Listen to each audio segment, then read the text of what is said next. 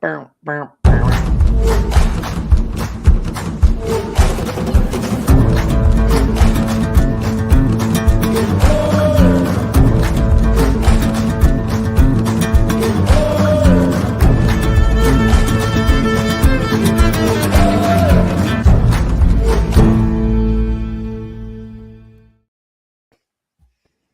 Good evening, everybody, and welcome to another episode of Fire Up. Are we fired up tonight or not?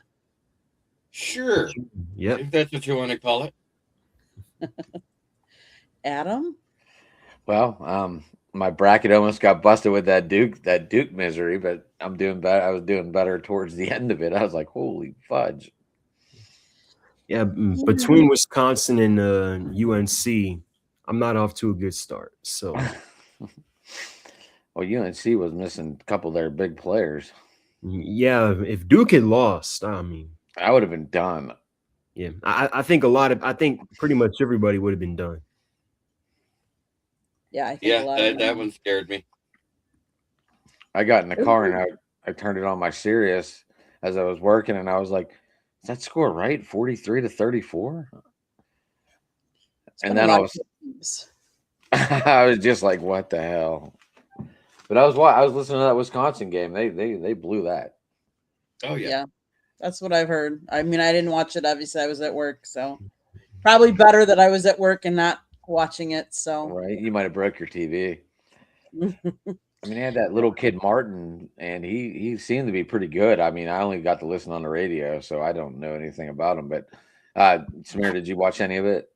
I watched like the very end of it, like when it was possible that Duke might lose. I was No, like, no, the Wisconsin game. Sorry, oh, Wisconsin game, I didn't see it. No. I was just wondering. Everyone was saying I that was Martin working. kid was.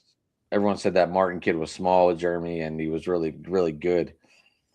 And let's face it, Chase Johnston, the guy that shot the last 2-point shot, it was his only made 2-point shot of the season. He normally is only a 3-point shooter. They normally sit him on the outside, and he has made 68 out of 138 attempts of 3-point field goals this whole season. He's made 1 of 5 2-point shots. That one was those last 11 seconds to go to beat Wisconsin. 1 in 5. That's a number that should ring in your head. Unfortunately, Candy, your team is not very good as the 5 seed. No, we're awful as the 5 seed. They've lost 4 in a row now at the 5 seed. Here's the crazy thing: the 5 seeds are like your mid players of the Power 5 conferences 9 times out of 10. And who do they get beat by? Mid-major conference champions that actually have really good rosters and really good fundamentals. That's what you see most of the time. Mm-hmm. Yeah, and what I was saying in pre-production is that Wisconsin they played very rocky this year. They played the really good teams really well because they beat Michigan, they beat some of the the ranked teams. But when they're playing teams that weren't ranked, they didn't play good at all. So I was afraid of this game, and I obviously that came true to fruition, unfortunately. But that's why they call it March Madness. Did you guys see also that McNamara played all 5 guys for almost the whole game except for 10 seconds? He finally subbed someone. I think that was a big key to why whatever that team was that lost to Duke. They didn't have any subs. Wait, did they just not have enough players? I mean, I have no idea. McNamara, I don't know because I didn't start watching until like the very end. I just saw they were up at halftime. I'm like, what's going on there? The only sub they made, Samir, was 10 seconds left. They put in Jeremy Davis. I think that was his name. But he was all the other guys played the whole game. They didn't come off once, which is why I really think that they struggled down the end because they were out of gas. Because they started throwing air balls. They started, from what I was listening to. I mean, obviously, I was working, delivering heavy ass shit today, but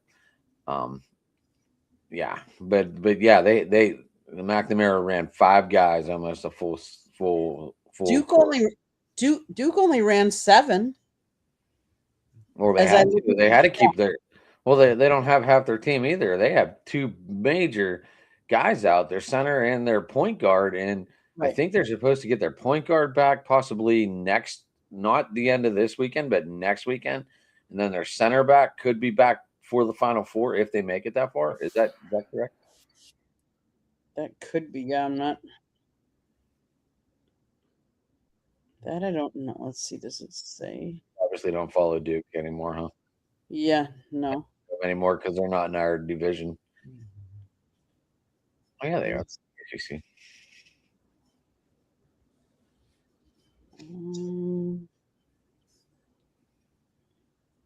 But a lot of people thought UNC was going to lose tonight too. They got close to falling off of their bracket too. 83-78, I think the final was. It was. Let's see. Did you guys not pay attention to any basketball today? Time.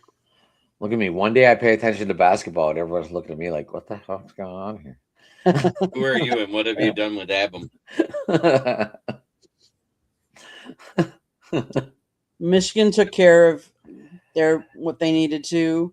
Texas A&M beat St. Mary's. That's a 10 beating a 7. Is that really an upset in your guys? Yes and no. It's not as big as like 12 versus 5. Right. What about what are Texas we doing? We are BYU?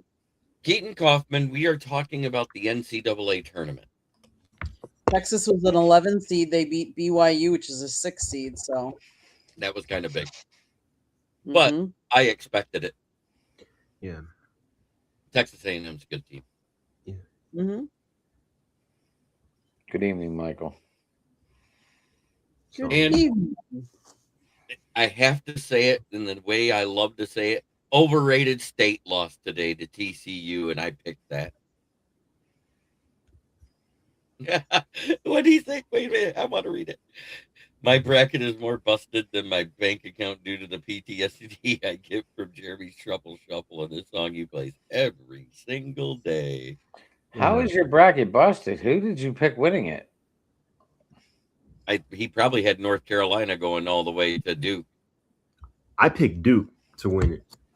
I picked Michigan to win it over Duke. I have Duke and Michigan in the finals. So, Jeremy, we might be coming down the final blows here. Yeah. I'm sure me and you are. I know Rich told me today. I finally asked him. He has Arizona. And then South Florida almost beat Louisville. That was a close game. I picked South Florida to win because South Florida has a really good defense and fundamentally sound offense with really good shooters. And it didn't really break me because I only had the team going so far either way, like the field of 32, and then they'd be out. I had McNeese. I had McNeese playing Troy, so I lost a couple points in those 2 games. Earl, good to see you. Earl, nice seeing you today, sir. Yes. I really hope it don't get cold because this is gonna suck. Well, hello, Levi. Hello, Levy. So, World Baseball Classic. Man. Well, great game. Great game. But yeah. How many more times do we got to see Aaron Judge fail in the biggest moment on whatever team he's on? Oh, he does it in the World Series. He does it in the WBC. Yeah, well, speaking of New York teams, I think a big reason on what cost the U.S. that series is number one, their lack of pitching. You had Nolan McLean out there who came in the middle of last year, so he's a rookie, first off, so he doesn't have the experience. Second off, I don't know why you would trust any New York Met in any big moment like that. So, I mean, fitting, but also I think I wanted to say it was a full circle moment specifically for Ronald Acuna Jr. for those who may have forgotten, 2021 was the year in which he had his initial ACL tear. It was his left ACL. He was going after a fly ball in right field, fell on the turf in the stadium, tore his ACL. So 2021, in that same field 4 years later, he ends up winning the World Baseball Classic for his country in the same stadium. So full circle moment there. And then I wanted to start off or continue on by talking about the way Mark DeRosa managed in that ninth inning. You have Mason Miller as your best bullpen arm. Why is he not out there in the ninth inning? Mm-hmm. But I think if you talk full circle moments, you got to talk about Miguel Cabrera, because he was in the previous 5 WBCs, lost all of them, was coaching for Team Venezuela, and finally got his ring. So I think you got to talk a little bit about him. I think you got to feel good for you, Jordan. You Suarez. Mm-hmm. Mm-hmm. And how about the ratings?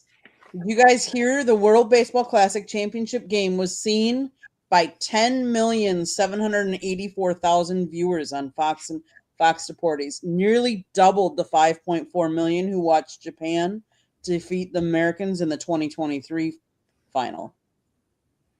In fact, Tuesday night's game drew an average of 10.2 million viewers on Fox, the network said Thursday, which more than doubled the last time. And it was higher than each of the first 4 games of the 2023 World Series between Texas and Arizona. Wow. Mm-hmm. Yeah, and I was wondering, do you think the given how successful it's been and how good the ratings have been, should the World Baseball Classic be something that happens annually, or should they just keep it every 3 years? Because if you do it every year, it would lose its uniqueness. I think that's exactly it. It's kind of like the Olympics. It's kind of like any of the World Cup. All of that. It's that type of thing where it doesn't happen all the time. If they did it every year, how many more players would we actually see get injured from the extra games where they're playing harder than they do in the preseason? You know, usually the guys that play the hardest are the guys that are in a contract year or young guys trying to make a roster. Mm-hmm. And I don't think I'd want them doing the extra 4 to 5 games a year on a yearly basis. My question is do we think that there would have been a difference if Skubal would have stayed and pitched in that final game? Yes. Yeah. You know, I mean, and one of the things that the USA manager said is that his hands were so tied with how he had to cut people off because they didn't want to pitch too much because it's so early in the season. And then it's the start of, Major League Baseball next week. Do we think that played a big role? I think so. I mean, somewhat. I don't. I mean, these guys were playing to bring a trophy back to the States.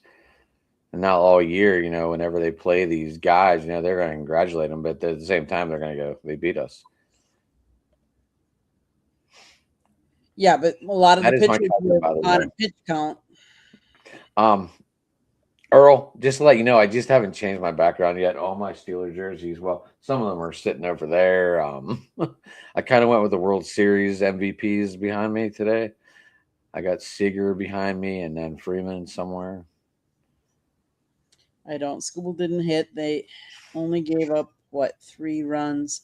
If you can't score more than 4 runs with that lineup, you don't deserve to win, in my opinion. Is that what IMO means? Mm-hmm. Yep. I never knew that. Yep. Yeah. Is World Baseball Classic, is it the right timing? Should they move it back a week? Do they move back the regular season back a week? Do they change it up? Do they, do they change it? I think someone said, I don't remember who it was. They talked about playing all the early rounds and then that last game playing it like instead of the All-Star game or during All-Star week. I had heard something about that where somebody suggested like making it a 3-week break at the All-Star break instead of a 1-week break, and having like the semifinals be before the All-Star game, and then the WBC the next week. That way they would get 5 days of rest at least between each game. But the problem with that is there's only 190. That was this year, which was the most it's ever played. 190 players out of the MLB. So if you break that down off of 30 teams and divide it to that's 6 players per team that's playing in it worldwide.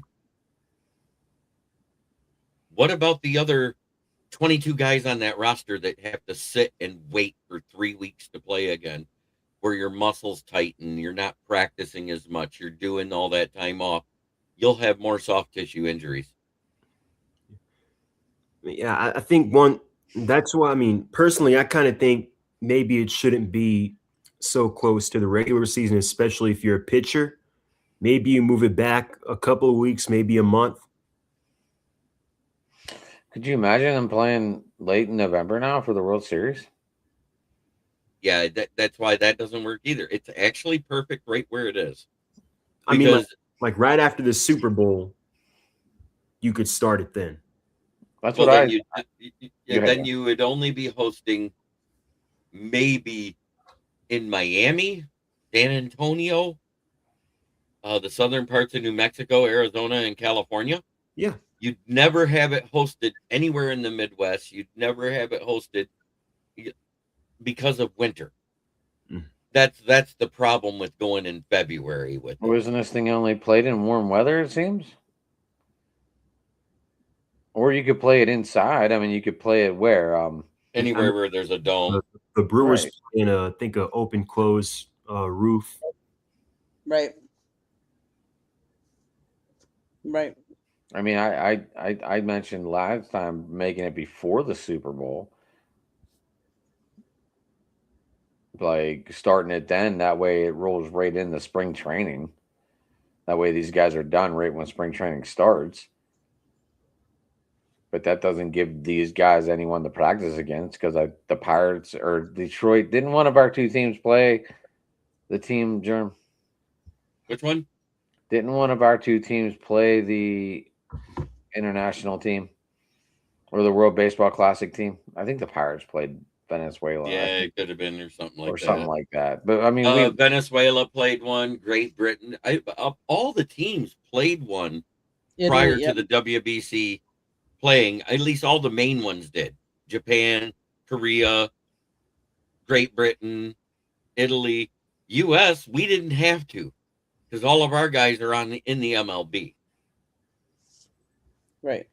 Very few were coming out of college or something like that. Mm-hmm. I mean, we're never going to have a right answer. There's going to be a debate every time, no matter what.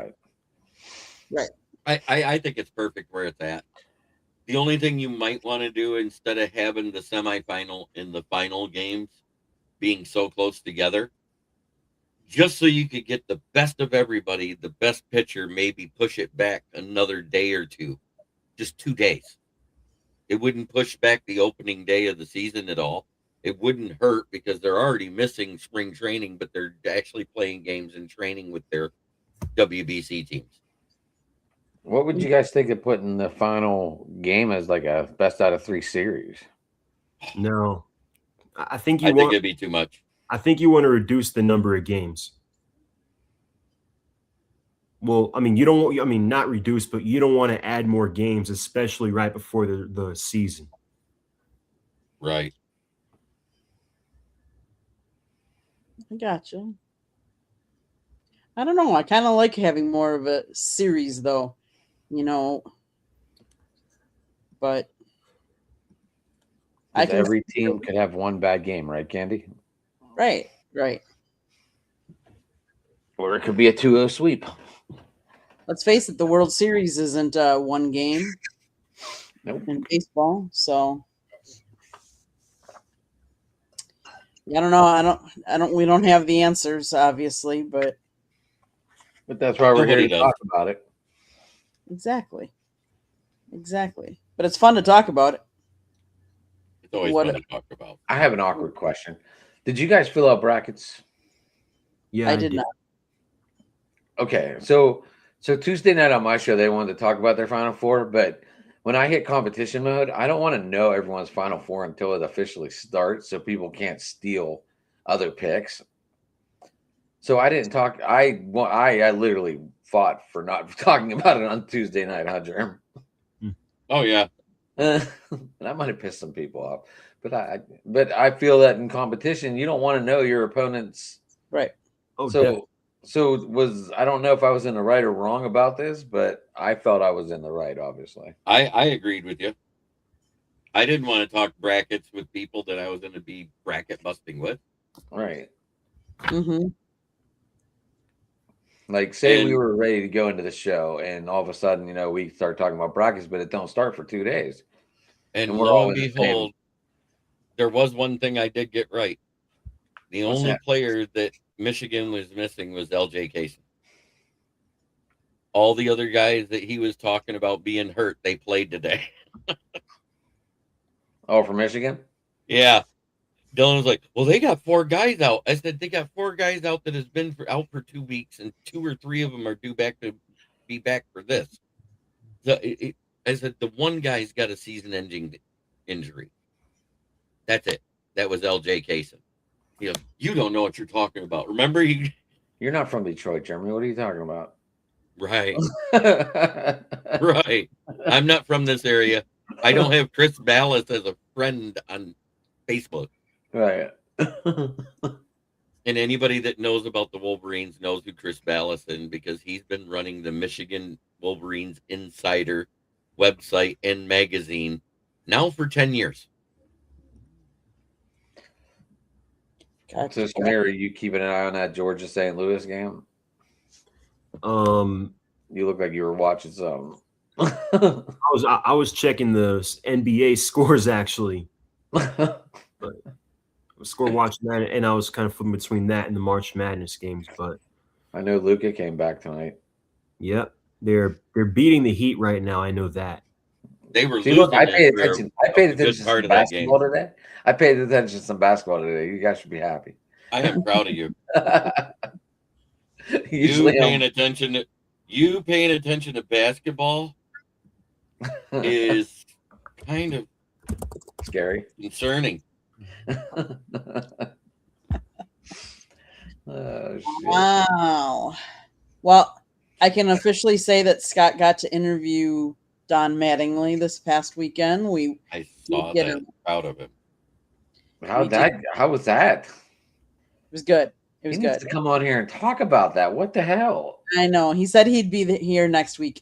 Last night he did 3 shows, and he went to the doctor, and I think it was just too much. And then he did 1 show tonight, and he's gassed. So he said he'd be on here next week, though. So, but yeah, and we're hoping to cover 2 right. more. You guys don't know this, but I have a guy named Jamie on my team. Okay, and he always podcasts like he's Mr. Wilson. You only ever see like from here to here. So every time Michael talks, that's what he's talking about. Yeah, Now I will yell at Jamie and tell him to fix his camera. What's funny is if he sits up, I think he's using that split screen feature on his phone, and he's actually watching a game. He does it on a laptop. Then there's no excuse. That's because you can see it whenever he flips it. He moves it. So that's why Michael keeps saying the references. Mm-hmm. I love Jamie, but I don't know how to fix it because you got to do it every week. Yeah, and sometimes 4 times a show. Yeah. And I was going to say that I saw Scott was in Newport for the Brave spring training. Did he get to interview anybody? Let me think. For the Braves, did we get? Not Newport North. He was talking with Walt Weiss. Okay. And he talked to Tony Diaz, the infielder coach. Yeah. before the game, and then we went to that was Northport on Saturday. On Sunday, we were at the Phillies. They happened to be playing the Braves again, but this time we got Don Mattingly, and then he got Anthony Sanfilippo, who is from the Philadelphia Sports Media Market too. Nice. So he talked to him, and then we're trying to go this weekend to both the Twins game and the Red Sox game. And ironically, Samir, they play Atlanta both of those games. So we'll have seen Atlanta like 4 times this spring, which is kind of funny. Wait, Atlanta and Philly play each other in exhibition games? Yeah. Do they see each other a lot? Yeah. Mhm. Yeah. Oh, yeah. So we haven't put those credentials in yet, but we are trying to. We're going to do that. So we're hoping, because that's just a quick 2-hour drive as opposed to going up to Northport's like 3 and Clearwater's more like 4. So that's the difference between spring training down here. Clearwater. That's by St. Pete, right? Yes. That is one of my favorite beaches. Mm-hmm. It is a very nice beach. Yes. Very nice beach. I like how you can see out on the Gulf and walk for 50, 60 yards and you only get up to your knees. And I'm not very tall, just to let everyone know. But whenever I say you could walk forever and it only goes up to your knees, it might only go up to your ankles. Who knows? Depends on how tall you are. Right. But yeah, that was definitely my favorite side. The Atlantic is just so I don't even want to go back to the Atlantic anymore. I mean, I would, but I'd rather go to the Gulf. Amen. Okay. I got you. The Atlantic side is much colder than the Gulf side as far as water temps. And the sunsets on that side, so you get a little bit extra beach time. Yeah. Unless you're an early riser and you want to see the sun, in the morning as opposed to sunrise instead of sunset. On vacation, there's no way I'm getting up to see the damn sunrise. I gotcha. No, because he's probably not going to bed at 3 a.m., which means waking up before noon is not an option.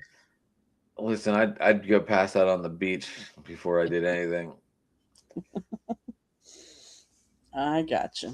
I haven't been on vacation in 10 plus years.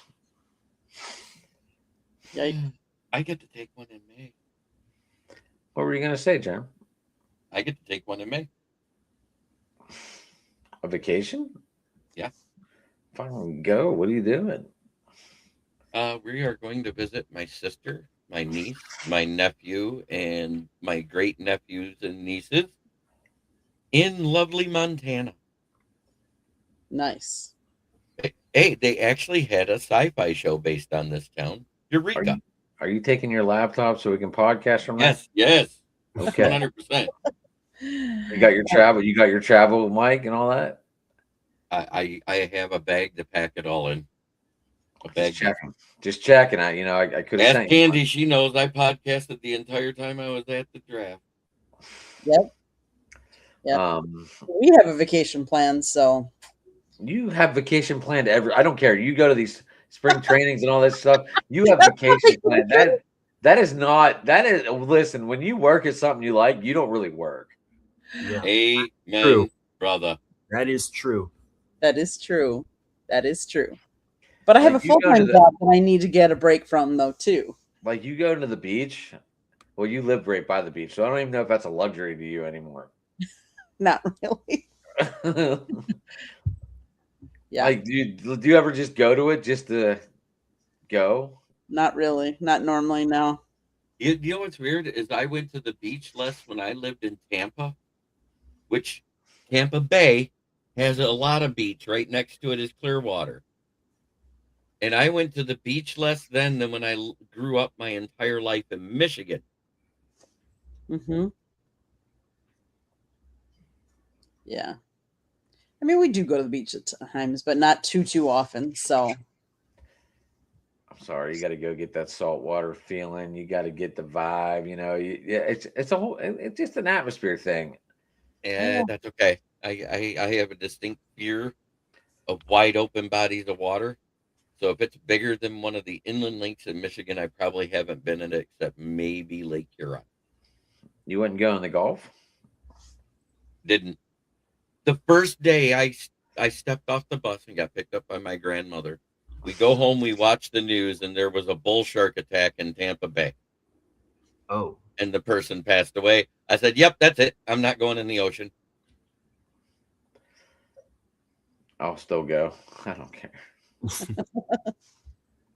And that they were talking about how many more sharks there were in the Tampa Bay area, and they went over that stretch of clear water where the water's all clear, and they're showing people, and you're seeing sharks swimming between the people. I'm like, yeah, no. I think when you've been down here long enough, you get to the point where you don't want to swim in the ocean because you don't know what is in the ocean. Whereas you could swim in a swimming pool just as nice. Like, you know what's in there. That almost got ruined too, because I ended up, when I moved from Tampa to Zephyr Hills, they had to call animal control to get a gator out of the pool. Yeah, I was going to mention, you hear stories of alligators in swimming pools. That's all you need. Like, no, like even if you have that full fence up, you're recommended to have. They can. You leave a door open Right through, yeah. Like, you know, but that's your fault. That's your fault if it gets in with the door wide open. That's your fault. Mm-hmm. They're so strong, they can push through it. Look at Motown Mitch eating Yeah, sharks. I was going to mention something similar happened, not with the shark, but a bear a few years ago. A bear, Jesus. No, but there was this bike trail I used to ride bikes on, me, my dad, and my cousin all the time during COVID. And it was a few years ago, somebody just spotted a cub bear just walking around in broad daylight. I haven't been back to that trail since. You can't be scared for everybody. Well, if there's a cub there, who else is there? I know. I get it. You know, you got to live a little bit, though. I get it. Okay, guys. NFL free agency. Who do you like? What do you not like? Okay. I love what the Raiders are doing. I love certain moves for certain teams. You can say what you want. The Raiders made a lot of moves to help their team. Mm-hmm. And they got Max Crosby back.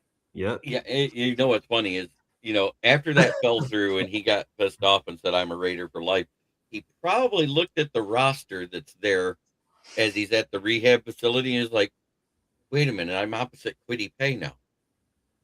Wait a minute, we got Nakobe Dean. Yeah. Wait, we got a safety. Wait, we got a couple corners. Holy crap, I got teammates on defense. I'm not the defense anymore. We even got a center and a lineman. Yeah. And they got a potential number 1 pick quarterback, and they got a number 1 pick quarterback on the way. I hate that they lost Brisker and Byard, but I love the fact that the Bears got Kobe Bryant. I think that was a very smart move. But that's all they got on defense in the secondary at the safety position right now. I know Brisker decided to go black and gold, huh? Yeah. Hey, good move for you. They also lost Nahshon Wright. That's a big loss. Nahshon Wright. They lost the other corner too. Who was the other one that they didn't keep? It was they lost Brisker. They lost Wright. They lost Byard. I think they lost Tremaine Edmonds at linebacker. Here's the thing: Tremaine Edmonds last year for the Bears had the most missed tackles, and it was kind of like with the Lions. Alex Anzalone, while he was up there in like 3rd or 4th in tackles on the team, he also had the highest missed tackle rate this past season. It looked a lot more like what it did in 2021 with Alex Anzalone. He was okay in coverage. He did this okay. He did that okay. But that's why the run game suffered. Because once Kirby Joseph and Branch went down and we weren't collapsed in the pocket after Aleem McNeil came back, because for some reason they decided to keep Reeder in there instead of Talik Williams. And you can go look at it. Prior to week 9, teams were averaging only 2.7 yards per carry against us with Reeder and Williams in there. Reeder stays in, Aleem comes back, and teams start averaging 4.3 yards per carry. That's a big reason why we started losing games. We couldn't stop the run, which allowed other teams to control the time of possession, which is what we used to do. Yeah, definitely. Thank you, Earl. I'll say and I was gonna say about the Bears. I really thought they were a pass rush away from taking that next step, like being a serious contender, and they still don't have a pass rush, and their defense got worse. So they're not going to have the turnover. They're not going to force turnovers at the rate they did last year. I mean, their defensive line right now is Montez Sweat, Gervon Dexter, and as much as I appreciate Grady Jarrett for what he did in Atlanta, I mean, he's 33-year-old Grady Jarrett, who's already had a major knee injury. So I mean, but speaking of what I like, unfortunately I really like what Carolina did, especially defensively. Oh, I thought you were talking about Kenny Pickett. No. I'll tell you what we are talking about. I think Carolina and the Raiders probably had the best offseason of all the 32 NFL teams.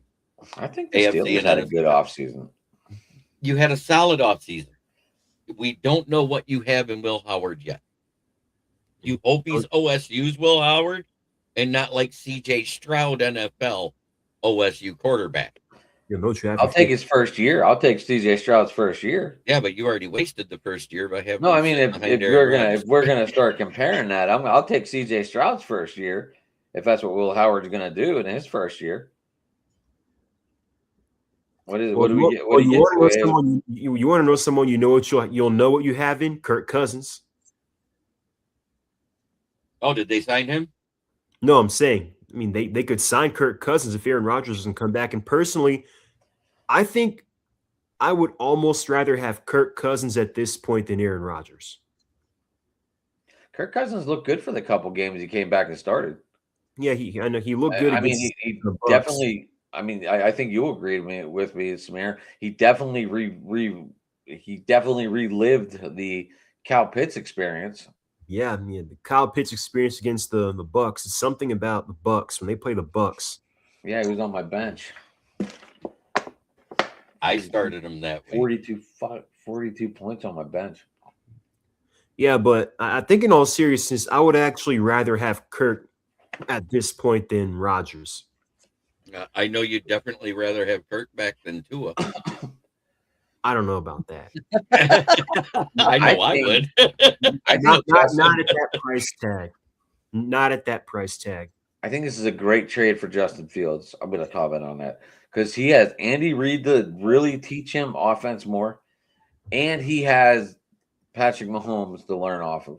But I think Andy Reid is going to finally teach Justin Fields how to play football again. Well, I mean, if Andy Reid can't fix him, and no one can. No one can. I don't think anyone can, anyways. I've said it ever since he was drafted that it was a big mistake, that they'd regret it. Well, I think one of the issues when he was drafted was Ryan Pace was known for trading draft capital. Like he went through draft capital, always traded up. So keep in mind, they traded their future first-round pick because he was trying to save his job to go and get him. So when Ryan Poles first got there, the Bears didn't have that first-round pick, that early first they could have used on a tackle or another receiver or whomever to help him out. Michael, this is my grunt style sweatshirt. It just says Patriots on the front, grunt style on the side, and then on the back it says 0 fucks given. Hey, I like that. I know we're not allowed to swear on the show, but guess what? I know. Pick one. I heard a G though. I didn't hear a CK. I heard a G. Yeah. I heard fudge. I heard fudge. Like the. Sorry, I tried to cover it. Didn't work. Pick one movie. Pick one. Next year. Look, everyone knows I have it. Right now, I'd be going Bryce Young. I don't know yet. I think I need to see one more year of each one. Like, who's the real? Like, I want to know who's the real CJ Stroud. Is it rookie CJ Stroud, or is it CJ Stroud from the past 2 years? He's already gone through 2 offensive coordinators. He's not on a good track. They're kind of going in opposite directions. Bryce Young looked like a bust. I meant CJ Stroud. I was talking about CJ Stroud already gone through a couple offense coordinators. Yeah, I know. I'm talking about Bryce Young now. Like, see, and that's why I never judge off of a rookie year. I never, ever judge off of a rookie year. CJ Stroud's rookie year looked like the second coming of Andrew Luck. Mm-hmm.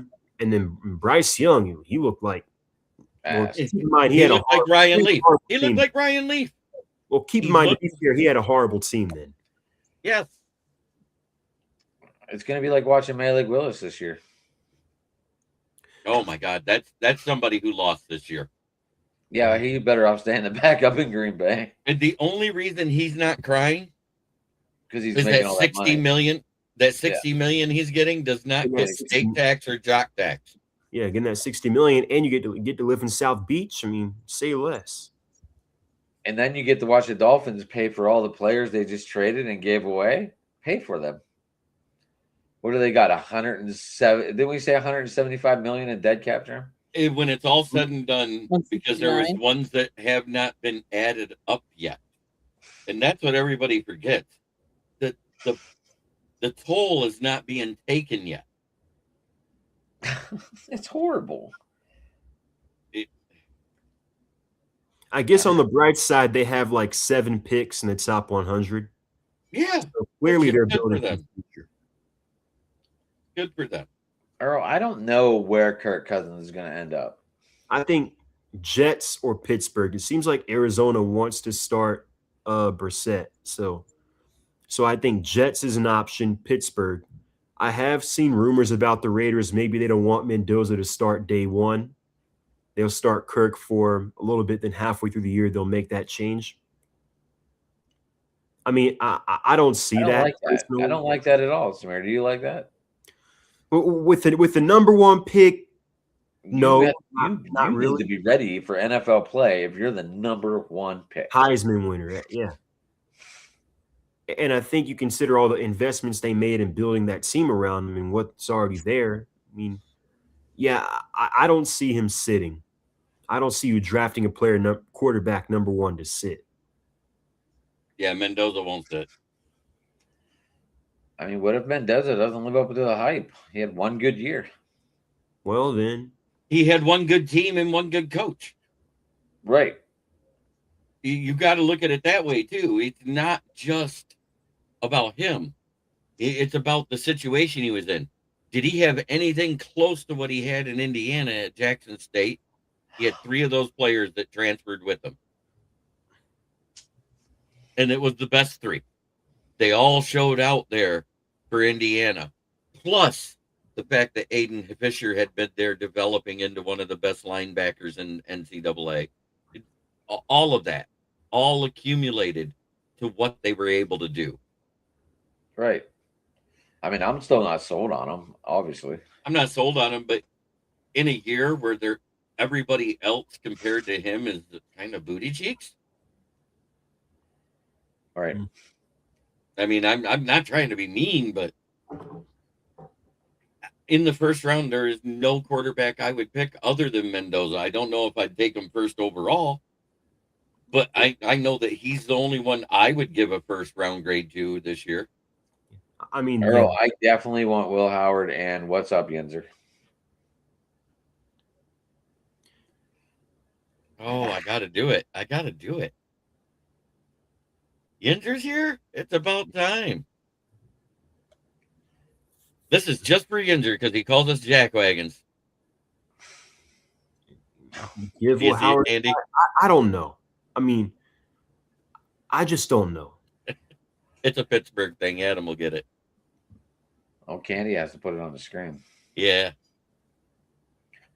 It's our announcement for I want Will Howard to be the man in Pittsburgh. So does Adam McNally. So does everybody else. It's time.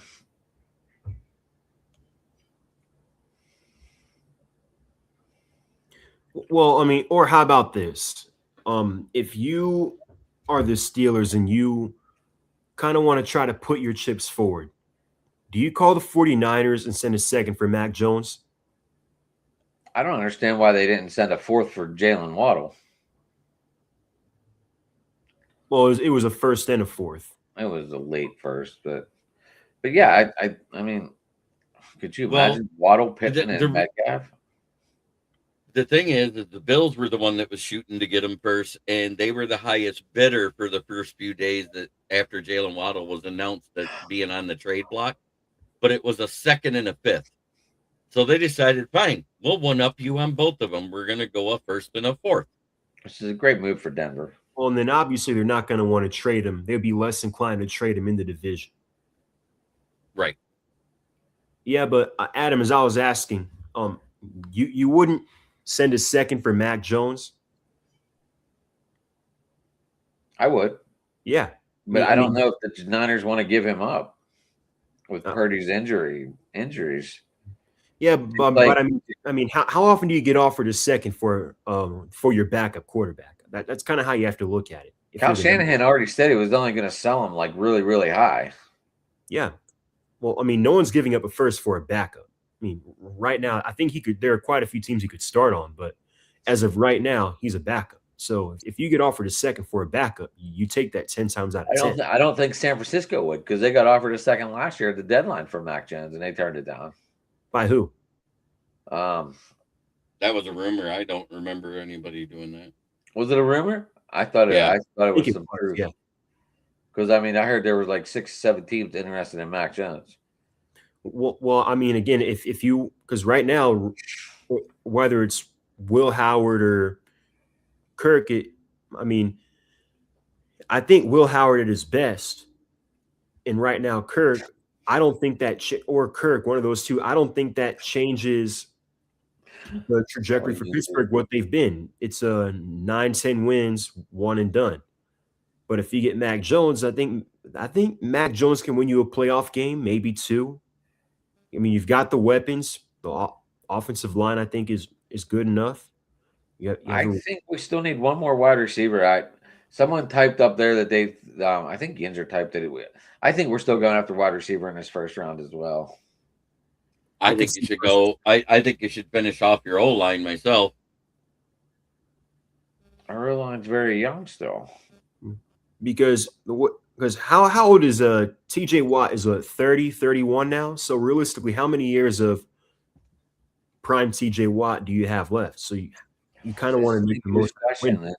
This is the thing the Steelers do. They, like last year, they signed all those veteran quarterbacks, all those they went out and signed all the veterans, and it showed towards the end. Like it looked like they were lagging a little bit. I mean, that the playoff game came, they were alive, but I mean, they didn't look like they were top tier playing. Like my thing is, I just realized TJ Watt's never won a playoff game. Nope. And he's 31 now, so maybe he has 2 or 3 years of elite play left. So, I mean, if you've got to send a first for Mac Jones to try, and if that's your best shot, you have it, maybe winning up, making a run, because the division is definitely gettable. I think, like the state of the division, I think it's definitely gettable for Pittsburgh. And you would do it. Red Wings pulled it off versus the Canadians. They were down 1-0 at the beginning of the third. They won 3-1. Sweet. I don't know. I like Mac Jones.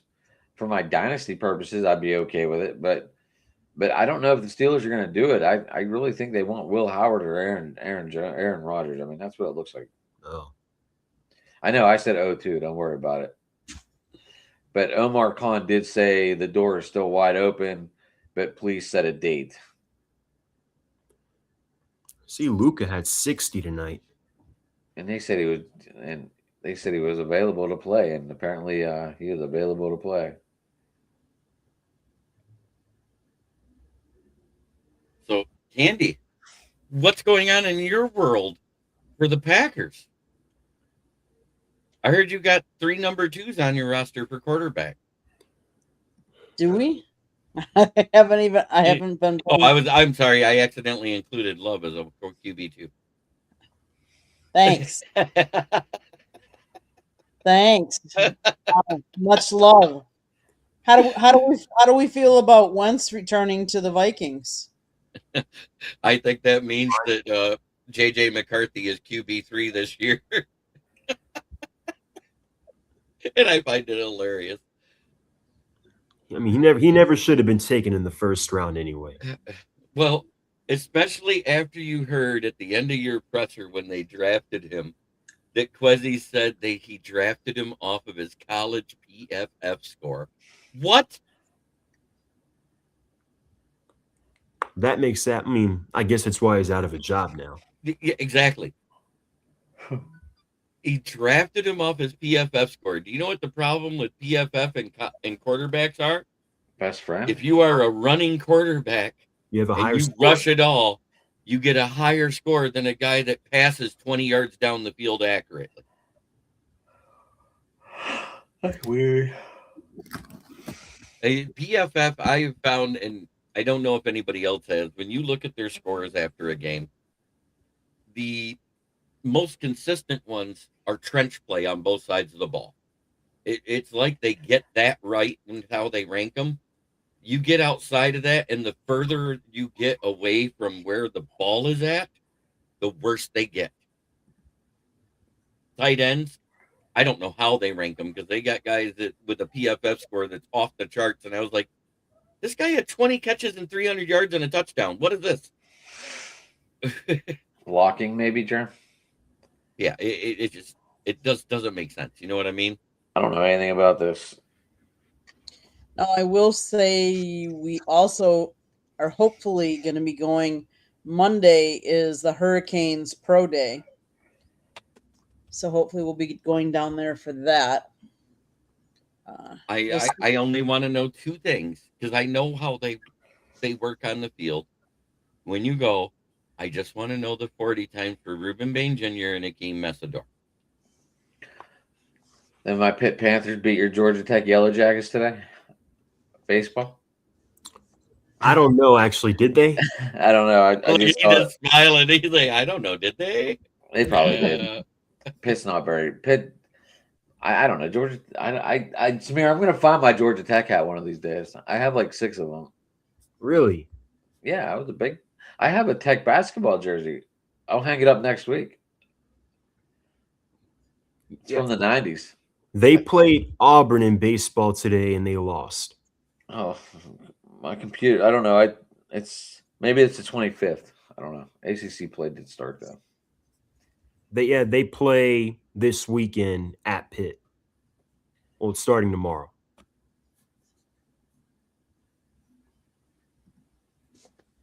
What else you guys want to talk about in the sports world? Anything NBA, anything?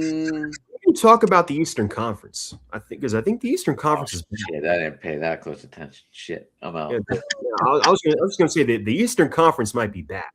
Like, I think it's as good as it's been in a long time.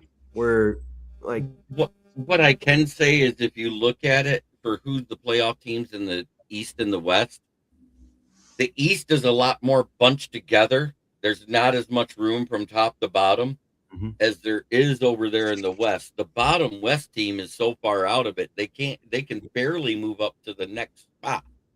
Yeah, and it's ironic because that's got to be the New Orleans Pelicans is in the West. But it's got to be the Pelicans. It's got to be. Like, realistically, next year, you could have 12 teams, 12 out of the 15 teams, provided the Nets are still bad. You've got the Bulls who are rebuilding, and provided the Bucks do trade Giannis, you could have 12 teams in there that might be trying to get 8 spots. I have been watching a lot of Is that what that is? Instagram? I don't know. But a lot of these people are all discovering like how Jordan played, and they're all like, he's way better than LeBron. Duh. That's what all of us old heads want to say. So guys, let's see if you. I'm gonna test your knowledge here. Oh shit! No, Here we no, Adam, come on now. I want you to see if you can come up with the top 10 best draft picks in NFL history, Super Bowl era. Got to go like in any order or no particular order. Yeah, you can whatever order. All right. So so in no particular order, I think you have to have Lawrence Taylor on there. You have to have Tom Brady. I say Tom Brady has to be number 1. Yeah, Tom Brady, Lawrence Taylor, Jerry Rice, Joe Montana, Dion. Did you put Dion in there or no? It's questionable. Questionable. You have to have Ray Lewis on there. So you guys got 1, 2, 3, 4, and 8. Ed Reed. Okay, he's not on the list, but okay. He should be on there. Jim Brown. Nope. He did play into this. Nope, he didn't make it. Okay. What about Ray? What about Ray Lewis? We already said him. Said Ray Lewis. He said did Ray we? Lewis. Yep. Aaron Charles Donald. Woodson. Charles Woodson. No, he did not. Neither of them made the list. Wow. Wow. Let me think. What about I Curtis thought that Martin? he was a Jet. He never played in a Super Bowl. She said in the Super. She said in the Super. What do you mean? He didn't. Hey, I think Super Bowls are included in this. Roger Staubach. Wait, right? Yes, he did. He played in the Super Bowl with He's on the list. Roger Staubach. Yes. Curtis Martin. Didn't he play in the Super Bowl with New England? No. How about Reggie White? No. Randy Moss. The ends are saying Randy Moss. Warren Sapp or Randy Moss. No. John Lynch. No. Oh. Keyshawn Johnson. What about Terry Bradshaw? How about Peyton Manning? Because Jack Lambert. And exceeded expectations there. Peyton Manning? Nope. Jack Lambert? Nope. You guys are missing 3 of them. Number 7, number 9, and number 10. Can we get some help? I will say one of them. 70 years here. Orlando Pace. One of them is a Packer. One of them is a Bear, and the other Aaron one Rodgers. Yeah, Brett Favre. Nope, Brett Favre. No, Brett he wasn't a pick. He wasn't a pick. Brett Favre. It has to be Devontae Adams then. No. Go back further. Sterling Sharp. Bart Starr. Bart Starr. Okay. He was Super Bowl there, or was he before? What about Walter Payton? Won the first 2 Super Bowls. So yes. No, Walter Payton. No. What's one of the other teams? Nowitzki. Chicago. Ray Number Nowitzki. 9. Oh. Let me think. Chicago. Buckets. William. Mike Ditka. No. Mike Singletary.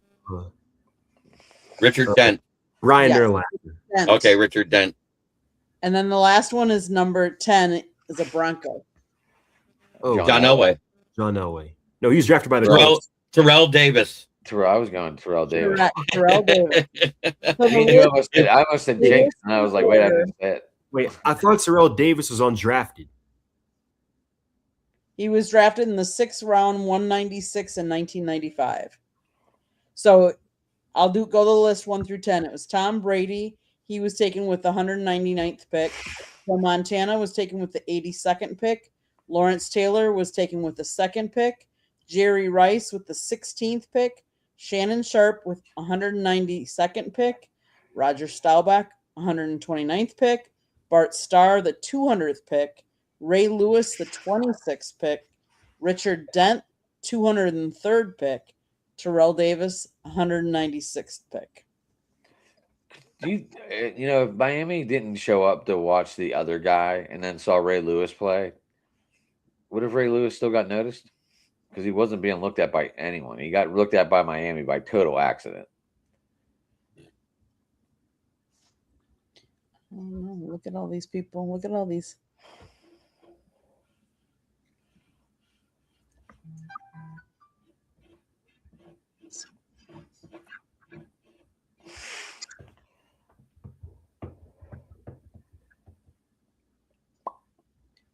I like the interaction here. People putting names up there.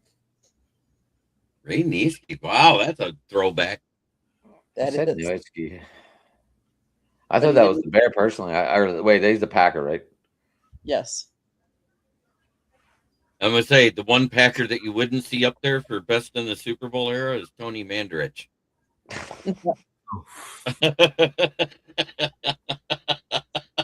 Well, I started thinking Sterling Sharp too. For Candy, Tony Mandarich is the equivalent of my Terry Fair pick. And the reason why I say that, in the 1998 draft, when we picked Terry Fair, the very next pick, Minnesota pick, was Randy Moss. Yeah, I know a bunch of teams passed on Randy Moss that year. All because of weed. All because of his record. No, it was weed. Had nothing to do with the record. It all had to do with the fact he smoked weed, and it was illegal then, and nobody wanted to be around it back then because that was when it was still taboo. Who picked before Minnesota and didn't take Justin Jefferson? The Eagles, they picked Jalen Reagor. Yeah. Yeah. There was another wide receiver that was picked before that, though. Who was the other one? Are you in Pittsburgh, girl? I don't even know where you're from. They picked Henry Ruggs that year. Yeah, Raiders took. Think about that one. And that's then, even wow. And then what we did here, I don't know. It's probably not as bad considering he's an All-Pro and a Pro Bowler. But we picked to start our rebuild. Kyle Pitts, 4th overall to start a rebuild. And then you look at the guys that went like Jamar Chase, like you saw what Justin Jefferson was. Jamar Chase was the wide receiver 2 on that LSU team. Look at that. Jamar Chase, Nate Sewell. We talked. Remember, you weren't here that week when we were talking about Lexington, Kentucky. But Earl is actually. I was here because Earl invited these two to stay at their house. And then I told him that I actually used to live down there, and I got invited too. Earl, maybe we could go to a Cincinnati Steeler game. That way, it's halfway.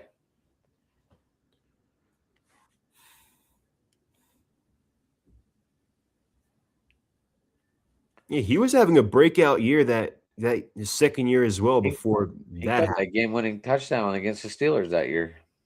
Yeah, I remember that. And he gets out this year, right? He's up for parole this year. He gets out this year and next year. And he's still on Dynasty. He's still in Dynasty. If you look up his name, he's still in the Dynasty leagues. You could pick him up if you wanted to. His parole hearing is in just before camps break, so I think it's in May. But will he get signed? No. Well, here's the crazy thing. He's still under the Raiders. He's still under the Raiders, right, Jeremy? No, they cut him. Nope, they cut him. Here's the crazy thing about it. The parole board already said if he gets paroled, they're signing the extension for him to come back and play in the NFL so he can leave the state while on felony probation or parole. They already signed that exemption for him. I mean, he still has to make parole. I still doubt a team would pick him up. Maybe he gets a shot in the XFL, but I don't see an NFL team picking him up. Seeing how there's no expansion team in Salt Lake City, so he can go to a Mormon area where there's almost no bars, I don't think he gets picked up either. That's for you, Yinzer.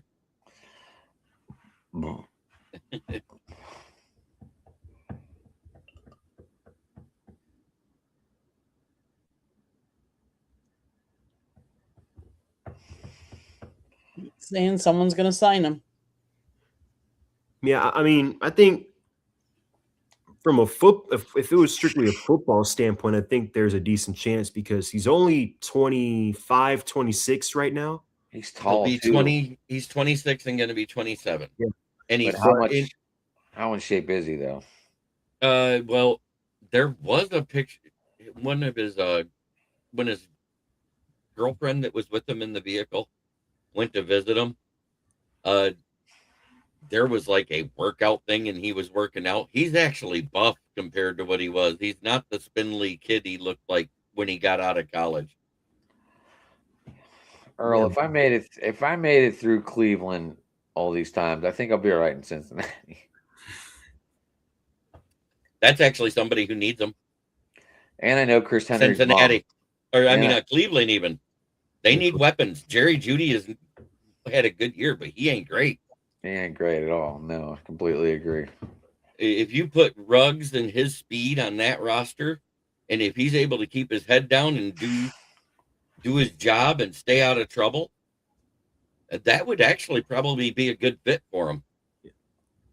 I mean, look, I'll be honest. We need some wide receiver help, but I doubt, even if it was a chance, I doubt the organization wants to deal with that right now, given what they've already got going on. So. Considering what just happened with James Pierce, they're going to stay away from somebody with legal troubles like the plague. That's what's going to happen there. Yeah. And they'll probably be stricter with character tests with players coming out of college for now too. Yeah, I mean, they already were after what happened with years ago with Michael Vick. That's why part of why they've passed on guys in previous years. That's why I was honestly surprised when they drafted him. But yeah, Ruggs is like a cross between Calvin Johnson and Cyrus. I remember he was great when he was at Alabama. I remember that when he was at Alabama. If he would have had a quarterback he had Derek Carr, but if he would have had a little bit better of a quarterback, he would have been awesome in the NFL. If you remember right, he had 1,000 yards his second year. It's all they had. Or he was on track to have 1,000 yards. He was at like 500 yards or something like that through in 5 games in the third year. Yeah. Yeah. I remember him catching that game-winning touchdown against the Steelers in overtime, and I was just like, this guy's good. I just remember that Hail Mary against the Jets. Everybody gets a Hail Mary versus the Jets. It's the Jets. Hail Mary with the 160. So after Texas beat BYU, there are 234 winless brackets left out of 26.6 million. How many? 234 winless brackets. They didn't pick a single game right. Correct. Wow. I didn't even realize that was possible. Those are busted brackets. Yes, 100%. You know what that is? Even if you pick somebody all upsets. That was probably Ohio State fans. All 236 of them. Like, I have no idea how that's even possible. Thank you, TCU, for proving what I said going into this, that they are overrated state university in basketball as well as football. I like Ohio State, Jerm, so I'm not going to argue today. You got bragging rights today, boy. The bragging rights started as soon as they lost.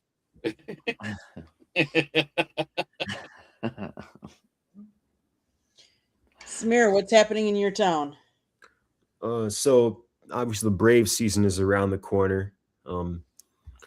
If you were to ask me last year what part of the roster I felt the best about and what part concerned me, I would tell you the starting pitching I felt best about and the bullpen was a concern. It's the opposite this year. This is probably the most confident I felt in the bullpen in a couple of years, but the starting pitching,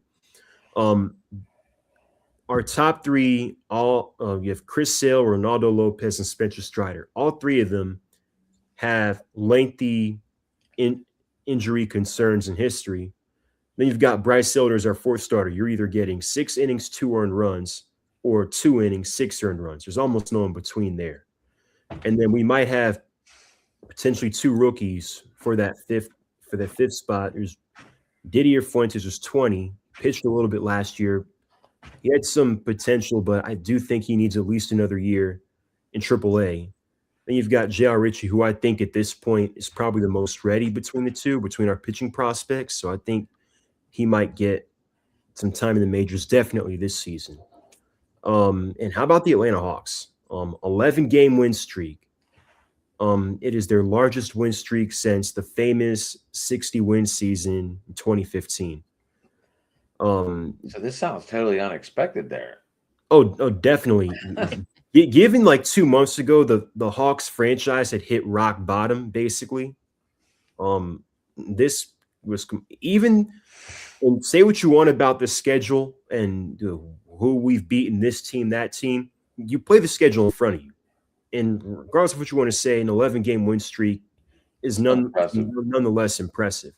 And the Heat lost to the Lakers tonight. And I know that's why you're paying attention to it. And the Hornets beat the Magic. So as a result, teams above you, right? Yeah, believe it or not, they are now in the 6th seed. They're in the 6th seed in the East, which seemed unfathomable just a month ago. Jalen Johnson has definitely taken that step from being an all-star player, not just being an all-star player, to being a potential franchise player. I like Jalen Johnson. Yeah, Jonathan Kuminga, when he's played, he's been solid for us. Nickeil Alexander-Walker, in my opinion, he's the most improved player in the NBA. And depending on where the highest of that Milwaukee, New Orleans pick ends up, and you've got Dyson Daniels, who's having another first-team all-defense worthy season. So given where that New Orleans pick ends up, or Milwaukee, the highest between those two, things get interesting. I think you've got to come away with a center, another center this offseason. So even with that, they still might not even make it out of the play-in. That's how good the East has been as of lately. Yeah. So that's it for my town. Jeremy, what's up in your town? Well, the worst thing that could have happened to the Pistons happened, but luckily it's the least serious of injuries. What it is to Cade Cunningham. He has a punctured lung that he suffered on Tuesday. It was the lowest grade of it, and they're saying that he could be back as soon as 2 weeks. It'll be reevaluated then. If not, he won't miss the playoffs. He'll be back within a month. So huge sigh of relief here in Detroit. But when you're only ahead by 5 games in the East, we needed the win and we got it tonight. Hallelujah. Granted, it was the Wizards again. And considering the Wizards were at our house and that's who injured us, I don't remember the name of the player, but when I heard it described on how it happened, it was a loose ball foul, and they said it was unintentional, but the way the announcer said it, it looked like he tried to side suplex him, and he landed on his elbow, and his elbow pushed his rib into his lung. That sucks. That's unfortunate. Mm-hmm. But other than that, we are 6 days away from opening day? Isn't it next Wednesday? Giants hosting the Yankees. I'd say it the way I do in my sports chat, but that isn't proper for a published broadcast. Gotcha. Anything else going on in Detroit? Nothing? We've signed quite a few free agents this week. I couldn't believe it. We found our replacement for Khalif Raymond, whose numbers dipped last year, but was still effective in returning the kicks and his name's returning the punts. No. We picked up Greg Dortch, a guy that's been at the Cardinals with fencing the last 3 years, averaging over 24 yards per return in kick return and 8.9 yards in punt returns. He also has 4 returns for touchdowns in his career of 8 years, who started as an undrafted free agent and worked his way onto a roster. His second year in, when nobody picked him up before the draft, his agent called him up and suggested that he takes a job in the UFL. Guess what he told him? You're fired.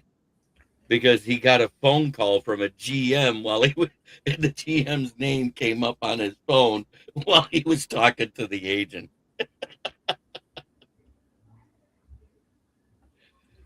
And he never looked back. And last year was probably his best receiving year. With a down year out of MHJ, everybody said Marvin Harrison Jr. was going to be this great wide receiver out of Ohio State. I think it had more to do with his lineage and the way he played at Ohio State, but you never really saw it with Arizona. He started out good, but it started to fall off his rookie season, and that continued in a sophomore slump.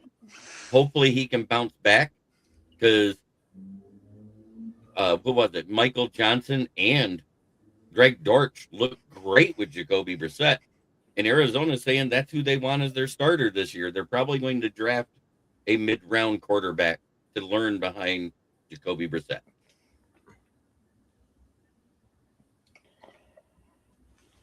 Yeah, that pretty much sums it up. Adam, what's happening in your town? Well, Pirates sent Andy Rodriguez down to AAA. Paul Skeens got announced as the opening day starter. I was totally surprised by that one. Oh yeah, it's shocking. Just like it's shocking that opening day Skubal pitching. No. Sidney Crosby came back in his return. You had a goal. Penguins up and down lately. Okay. Eric Carlson scored 2 goals in one game. Wow, that is actually impressive. Yeah. I like the signings the Steelers have done. It'd be nice if they just said Will Howard was going to start. It would probably put a lot of people at ease instead of worrying about this stupid Rodgers guy. I like the signings we did. We talked about them earlier. So, yeah, that's what's going on around here. Riverhounds are getting ready to start to defend their championship from last year into this year. So, I might probably try and go to a soccer game or two. Nice. Maybe I'll sit in the wild section behind the goal. I don't know yet. It's pretty wild back there. They don't sit down the whole time and they just scream and yell and blowing those stupid horns. Gotcha. Whatever that is. Yeah, so. Adam, here's a question for you from Merle. Oh man. Earl, how about like I want to say Permanis, but that's like the easy answer because that's just something everyone does here. It's like our signature sandwich. But I will ask. People were talking about this today, and that's funny. So I don't remember any of the restaurants they mentioned today, but I will get back to you next week on that because I know that they talked about some good restaurants around here. So what's happening in my town? Let's see. The Bucks are trying to shut down Giannis. He's injured again, so they kind of want him to stop, but he doesn't want to. Candy, look who's in the chat. It's J.I. Oh my goodness. Hi, J.I. He's alive. Alive and well. Nice. J.I., I might have did that shaving the beard thing. He looks like he's Jamie Malloy with a hat. Oh, get the fuck out of here. Yeah, I said it there. Now you can see it, not unsee it there, MDE. This is normal baby to bedtime. That's a good time to be watching sports stuff. That's true. The Brewers swearing on your show tonight, Candy. I don't like it. What? Jeremy got me swearing on your show tonight. It's kind Blame of Jeremy. My fault. You got a potty mouth. I do. I have a trucker mouth, but I'm a good guy. I just have a trucker mouth. But most people that swear are good people. Yep. Even though your husband would have kicked me off by now like 4 times. Yeah, but I did. I might have got away with it last week too, though. Paul, yes, she is. Candy is from Milwaukee. Milwaukee. Yes. Milwaukee, as they say in. And they did say that Jordan Love will be throwing out the first pitch at the Milwaukee Brewers opening day. They also are going to be playing a clip from a movie about Bob Uecker, and it's going to be like the first 20 minutes of the movie or so. Yes. I'm sorry? Major League clips? Just a bit outside. No, they're going to do the better clip. Paul, you're in. And today and tomorrow is Die Hard night, where anybody alive the last time the Brewers won a World Series will get free entry into the stadium. So, Paul, Waukesha, I'm actually from Menominee Falls, but most people don't know where that is. So I know right where Waukesha was. That was where my doctor used to be. So funny story. I had to be in Milwaukee for doing computer repair, and I had to look up pool halls, and there's a great one in Waukesha, and I used to go there. And they had a tournament, and it was 10 ball. I never heard of it. So I said, "Oh, I'll play." He said, "You ever play it before?" 10 ball's played like 9 ball, except you have to call the pocket like you do in 8 ball. Does that make sense what I'm saying? Like, if you're going to make the one, you got to say. So every ball you need to call your pocket. You got to call your pocket. Just the pocket. You don't have to call how many rails or a carom or something like that. You just have to say, I'm going to hit the one, and it's going to go here. So if it ends up there by accident, and it's like, I called that. It's exactly. As long as it went in the pocket, you called. That's awesome. And you have to call if a combination lines up for the 10, you have to say you're going to play the combination of the lowest ball to the 10. Shit. Well, anyways, I'd be very bad at this game, Jeremy. There was 120 players, and it cost $25 for the entry fee. It cost $10 for the greens fee, so that was $35. And I made it to top 10. And I ended up walking out with $110. Good job. At least it wasn't only top 3 paid. Oh, top 3's good. That's all I have to say. 50% of whatever they take. Jeremy, play me in pool. 100%, Earl. I would love to. I have a couple of pool sticks. One is a custom. You're like Uncle Phil of Fresh Prince of Bel-Air, aren't you? I got a sneaky Pete. It ain't called Lucille, though. Jeffrey, break out Lucille. Yeah, that's exactly where I was going with that. And the other thing I would say is, yes, I know we talked about March Madness. I'm going to take it to the Frozen side. I believe both Wisconsin men and women's team are in the NC2A on the Frozen Pond side of things.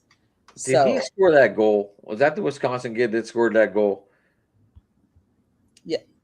Yes. Or it was like Gordie Howe, but or Bobby Orr, where it looked like he was falling and he hit it out of midair and batted it in. Yes. Are you a ranked player, like a tournament ranked player? Because the rankings start. The top players are AAA. That's the professionals. AA and single A are semi-pro. Then there's a double B plus, a double B. Then there's the regular B. Then there's a C plus, then a C. Then there's, you don't want to know D or below because that means you're either a beginner or awful. Yeah, I'd be in the F category. You'd be in the F category. They don't have an F category. It stops at D. You cannot be ranked. I would create the category. They would create a category for you? That's impressive. And I would call it the F category. I might try and slip it in as 3 letters after that. You never know. I might get some more people involved in that one. I want to be in the F category. What the F is that? Jeremy, you have an awkward question out there. How do bra sizes compare to pool rankings?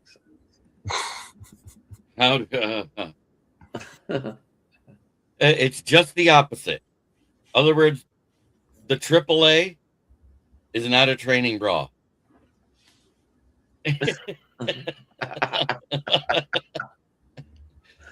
Oh, shit. Where did this all come from? Wow. The question was asked. I just answered. I know. I can't wait. I get to finally meet Michael on Saturday for the draft. Yeah. Yeah, he can't back out now. He's got to be on there. He's in it.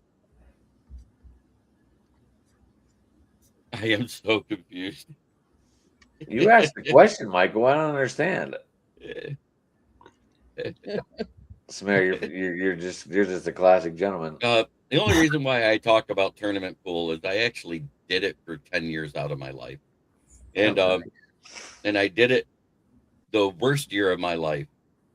I was getting into my, I did a bunch of local stuff. I never got into the ranked tournaments like that.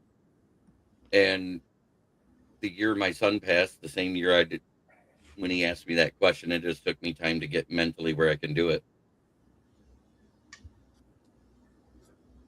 I was signed up for a big tournament. It was we did. We did. Yeah, we found our 10th.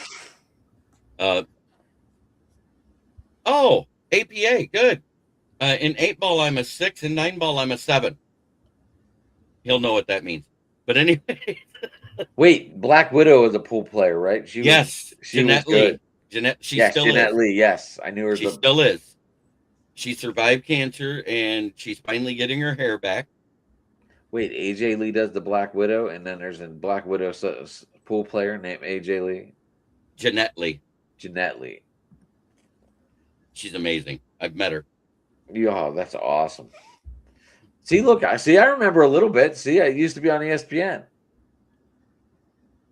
So he knows I'm not a slouch if I'm a 7 as a 9-ball player and a 6 as an 8-ball player. Nice. But the bad part is the only thing I don't like about APA is even 8-ball is flop. If you hit your ball first and one of yours goes in, you get to keep shooting as long as it goes in first. I like the call ball and pocket leagues better, which is why I played those first. Because that's how I was taught. My dad was a pool player. My grandpa played pool. What is Samir ranked? What am I ranked? Yeah. I don't know. And pool. Do you even play pool? Do you play pool, Samir? I haven't played pool in a minute. Like would you just play at the bar if they asked you to play or whatever? Yeah, I would. Yeah. Put it this way, my friends love it when I walk into the bar and somebody's been there kicking everybody's butt, taking their money. Yes, indeed, Jeremy. Okay, guys. Anything else anybody wants to talk about? Otherwise, we're going to go around the room how people can get a hold of you. Let's do it. Going twice. Samir, how can people find you? You can find me here on the show every Thursday night. You can find a lot of my articles on South Florida Tribune and the new Sideline Sports and Entertainment site that's just been recently relaunched. And you can find a lot of my content on Twitter at my X handles below ATL_Samir2401. You can find a lot of my articles there, a lot of my content there. Thank you guys for tuning in. I'll see you guys next week. Adam, how can we find you? You can get me at SportsTalkingIt on Twitter, Ad McNally on Facebook, Driving to the Top Productions on YouTube. I'm on a bunch of shows, usually 9 o'clock, and lately it's been Saturday through Thursday. So I think Sunday's the only Sunday, Friday, or no, sometimes they'll jump on with Jeremy on Friday, so I can't say that. But yeah. One Friday out of the blue, he goes, "You got a show tonight?" Yeah. I was like, "Sure, you can cop on my Lions fan cave chat." So, but yeah. So you can get me at Driving to the Top Productions on YouTube, and that's usually where I show all the shows. My cousin Beth stopped by and said hi. First time I've seen her make a comment, so that was cool. That's and awesome. Everybody have a good night, guys. Thank you. I'm going to go because I'm going to let Jeremy end the show. So, okay, good. South Florida Tribune Publishing Company published a book, Lessons from the Microphone, Tuning into the Enduring Wisdom of Visionary Leaders. It is written by my husband, Scott, the Motor City Madmouth Morganrod. Jeremy, are you faking like you're reading again? Hey, Tyler, what's up, buddy? You missed what I did. It was great. Candy caught it, and I took her right out of her element because I sit there and I picked it up like it was upside down. And I go, "Oh." Jeremy, you see Tyler right there? You need a New England guy? That's your guy. Hey, Migs. What teams does he follow? Boston and all? No, just Boston, New England. He's a Pirates fan. He lives in New England. I used to work New with England and Pirates fan. Okay. Good. Historical. Get a hold of Adam. If you want to be a part of a Wednesday night show, I do an NFL show where I have fans of other teams. And then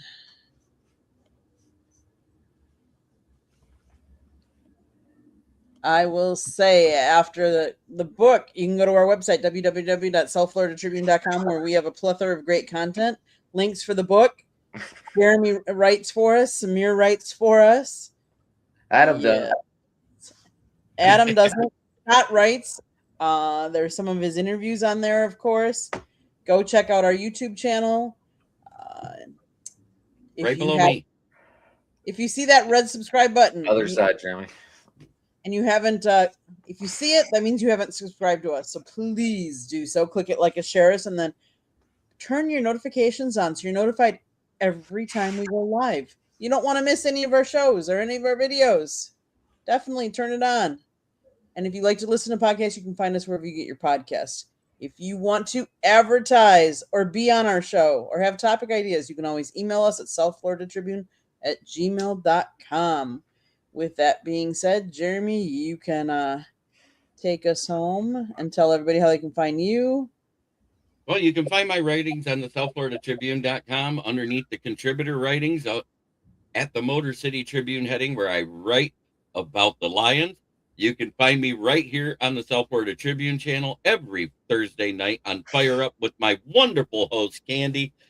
You can also find me on my channel, which is KCB Sports Network. I made it simple because I'm starting to cover the other sports, but primarily the Lions. I do Lions Monday through Friday and a Friday night show about the Lions and an NFL show on Wednesday. I got my baseball show that Adam's a part of on Saturday nights, along with Boston Paul that's in the chat. And this week, MDE, you don't have a choice. You have to be a part of it because you're in the draft.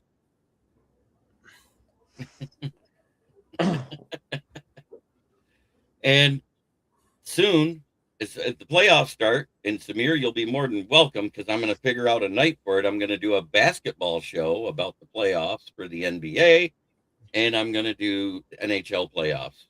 Yeah. Hopefully we're in it. Yep. Hey, good luck to you. And good luck to us, because I'm sorry, missing Cade Cunningham. I expect us to beat teams like the Wizards, but we got some tough games coming up. I gotcha. Yeah, our fantasy baseball draft. We'll be doing it. Is it confirmed that the time will be live during the show now, or has he not figured that out yet? Yeah, it's starting at 9 o'clock. He changed it. Okay, fantastic. Go Blazers, now ahead of the Warriors. Hey, good job. Love it. Because if Steph Curry ever played defense, he could probably get MVP easier.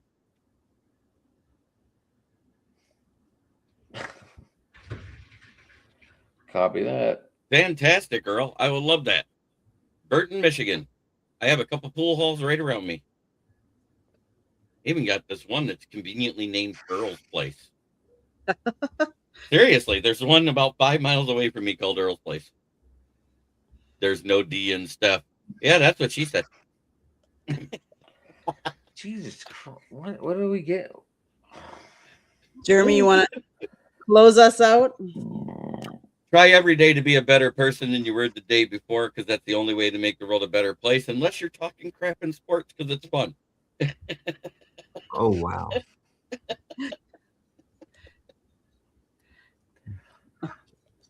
So Gonzaga is only down by 6. Only up by 6 against Kennesaw State at halftime. Ooh, Kennesaw State. And Georgia is losing to St. Louis 55-32. With that being said, everybody enjoy all that March Madness. We're going to sign off, but thanks all for being in the chat room tonight. It was really engaging and hilarious at times. Thanks, everybody. Have a good weekend. Enjoy the draft.